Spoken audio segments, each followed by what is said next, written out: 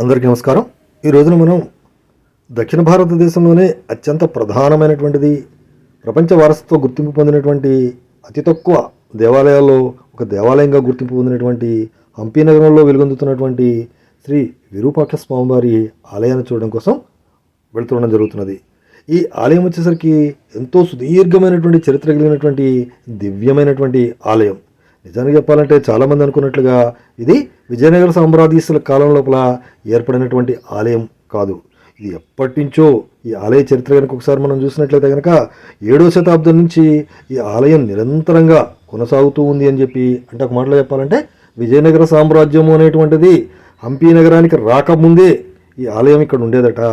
కాకపోతే ఈ ఆలయాన్ని 9-10 శతాబ్దాల లోపల, ఆ కాలం లోపల చిన్న పుణ్యక్షేత్రంగా ఉన్నటువంటి ఈ ఆలయాన్ని విజయనగర సామ్రాజ్యాధీశులు పెద్దగా అభివృద్ధి చేయడం జరిగింది అని చెప్పి మనకు తెలుస్తుంది.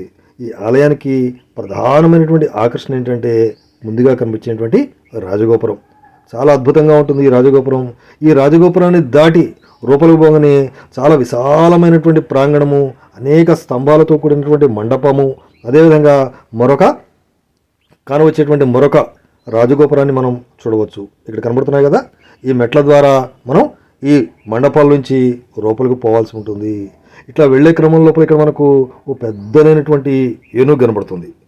ఈ ఏనుగు పేరు లక్ష్మి. ఇది దశాబ్దాల కాలంగా ఈ విరూపాక్ష స్వామి గారి ఆలయం లోపల సేవ చేసుకుంటున్నటువంటి గొప్పనైనటువంటి జీవిగా మనం చెప్పుకోవచ్చు. అంటే ప్రతిరోజు కూడా దీన్ని తుంగభద్రా నదికి తీసుకువెళ్ళి అక్కడ స్నానం చేయించి స్వామివారికి దర్శనాన్ని చేయించడం అనేటువంటిది జరుగుతుంది అని చెప్పి ఇక్కడ స్థానికుల మాటల వల్ల తెలుస్తుంది. ఇక్కడ మరొక అద్భుతమైనటువంటి విరూపాక్షాలయం పైన కనబడుతున్నాయి కదా, ఇవి 14-16 శతాబ్దాల లోపల చేయబడినటువంటి రూఫ్ పెయింటింగ్గా చెప్తారు. వీటిలో మొత్తం కూడా వీటిపైన ఆ పై భాగం లోపల వీటిని అంతా కూడా ఏర్పాటు చేయడం జరిగింది అని చెప్తారు. ఇవి భాగవతాలకు సంబంధించినటువంటి కథలను మనకు తెలియజేస్తున్నాయి అని చెప్పి తెలుస్తుంది. ఇక చుట్టూరా శివ కళ్యాణానికి సంబంధించి అనేక దృశ్యాలకు సంబంధించినటువంటి బొమ్మలు ఏవైతే ఉన్నాయో వీటిని ఇక్కడ చెక్కటము అనేటువంటిది జరిగింది. ఇదంతా కూడా విరూపాక్ష స్వామి వారి ఆలయానికి ముందున్నటువంటి ప్రాంతము. ఇదంతా పై భాగాన్ని మనం చూస్తున్నాము. ఇవి ఇక్కడి నుంచి చూసినట్లయితే కనుక విరూపాక్ష స్వామి వారు మనకు కనబడుతుంది కదా, స్వామివారికి హారతి కార్యక్రమం జరుగుతున్నది. ఇక విరూపాక్ష స్వామి వారు వచ్చేసరికి స్థానికంగా ఉన్నటువంటి పంపాదేవి ఎవరైతే ఉన్నారో ఈ పంపాదేవి యొక్క భర్తే విరూపాక్ష స్వామి అని చెప్తారు. మనకు హంపి అంటేనే శిల్పాలు, శిల్ప కళా సంపద మనకు గుర్తుకొస్తుంది. ఇక్కడ ఉన్నటువంటి ఒక్కొక్క స్తంభం ఒక్కొక్క అద్భుతం అని చెప్పవచ్చు. ప్రతి స్తంభం మీద కూడా అనేకమైనటువంటి అద్భుతమైనటువంటి శిల్పాలు ఇక్కడ చెక్కడాన్ని మనం గమనించవచ్చు. ఇదంతా కూడా విరూపాక్ష స్వామి వారి ఆలయం ముందున్నటువంటి పెద్దనైనటువంటి స్తంభాల మండపంగా చెప్పవచ్చు. ఇప్పుడు అక్కడి నుంచే మనం చూసి వచ్చాము. ఇక్కడి నుంచి మళ్ళీ ఒకసారి బయటకు చూసినట్లయితే కనుక బయటకు వెళ్ళేందుకు వీలుగా ఉన్నటువంటి మరొక రాజగోపురం మనకు కానరావటము అనేటువంటిది జరుగుతుంది. ఇక సరే, మరలా మనం ముందుకు ఒకసారి వచ్చినట్లయితే కనుక ఇక్కడ 3 నందులు మండపం కనబడుతుంది.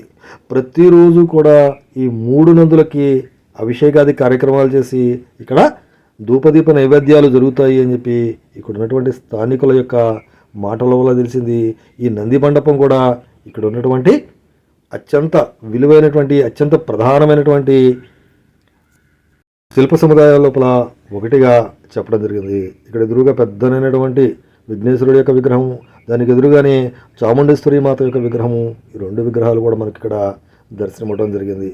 కానీ ఈ ఆలయంలో చూసినట్లయితే కనుక ఆనాటి రాజసం మొత్తం కూడా ఇక్కడ ఉన్నటువంటి శిల్పకళా నైపుణ్యంలో మనకు కనబడుతుందా అనిపిస్తుంది. చూడండి, అది ప్రధానమైనటువంటి రాజగోపురం, దాని ముందు మరొక రాజగోపురం, లోపలికి వచ్చి చూసినప్పుడు నంది మండపం, దాని ముందు పెద్దనైనటువంటి ధ్వజస్తంభం, మళ్ళా లెఫ్ట్ సైడ్ లోపల పెద్దనైనటువంటి అనేక స్తంభాలతో కూడినటువంటి మండపాలు, ఇవన్నీ కూడా విరూపాక్ష స్వామివారి ఆలయం గొప్పతనాన్ని మనకు తెలియజేస్తుంది.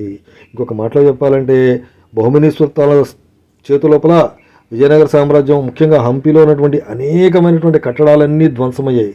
కానీ ఈ యొక్క విరూపాక్ష స్వామివారి ఆలయమే అత్యంత తక్కువగా డ్యామేజ్ అయినటువంటి, ధ్వంసమైనటువంటి కట్టడంగా చెప్పబడుతుంది. అంటే ఒక మాటలో చెప్పాలంటే అత్యంత చక్కగా పరిరక్షించబడినటువంటి కట్టడంగా దీన్ని చెప్పడం జరుగుతుంది. నిజంగా ఈ విరూపాక్ష స్వామి ఆలయం ఒక అద్భుతం. చూశారు కదా, మా ఈ వీడియో నచ్చితే తప్పకుండా లైక్ చేయండి, షేర్ చేయండి, సబ్స్క్రైబ్ చేసుకోండి. Thank you.